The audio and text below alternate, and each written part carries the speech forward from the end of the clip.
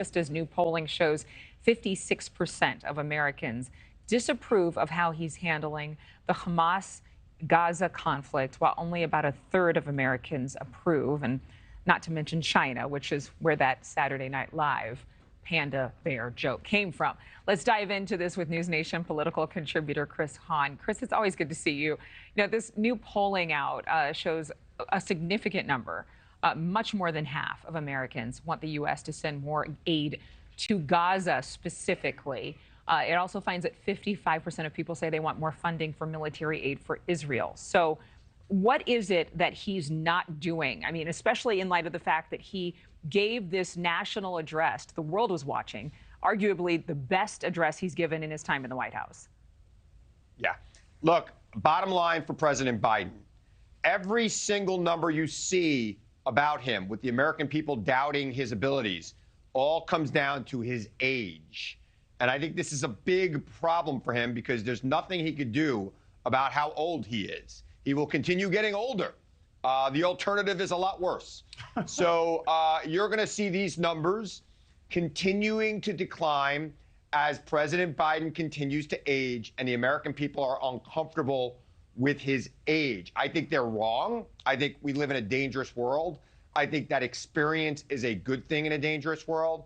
But I think this is why you're seeing people like David Axelrod saying that the Democrats have a problem going into the 2024 election because you cannot correct age. I think President Biden has done a lot right with this Israeli conflict right now. I think that when you talk to people about the specifics about it, they agree with where he is and where the nation is. Nobody wants to see these horrible images that we see coming out of Gaza right now with infants being moved from hospitals and the like. The president, while not directly responsible for that, bears responsibility because the buck always stops with the president, regardless of whether or not he can control what's happening. Well, and you see these images of children, Palestinian children.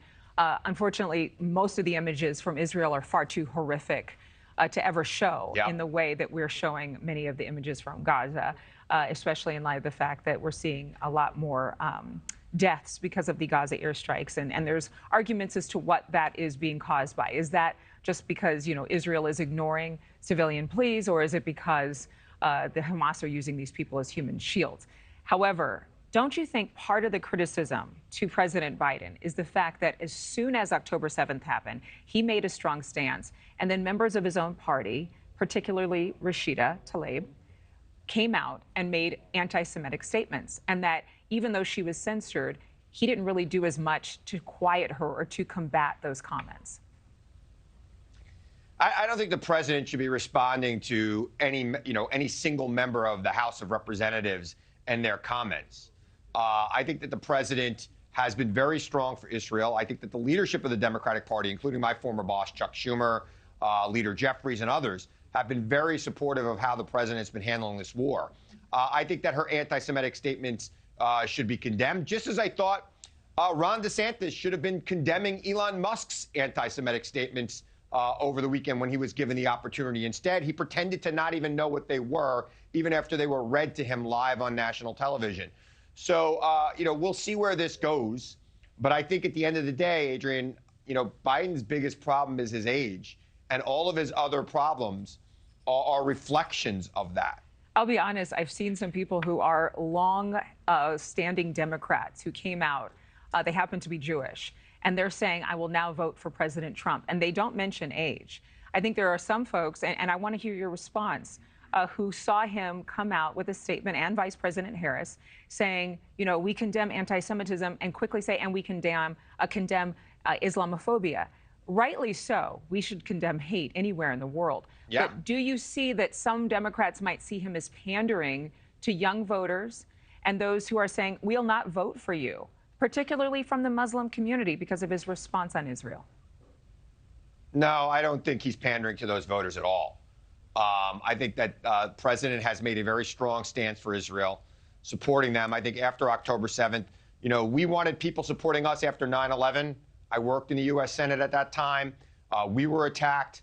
We went on the attack thereafter. Israel's doing the same thing right now. We can argue about how they're handling it. We cannot argue about their right to root out Hamas, which is a terrorist organization that has not just attacked them on October 7th, but has been attacking them for the last 20 years. And they need to be eliminated from the world stage. Thank you for watching. Go to newsnationnow.com to find News Nation on your television provider. And don't forget to click the red subscribe button below to get more of News Nation's fact-driven, unbiased coverage.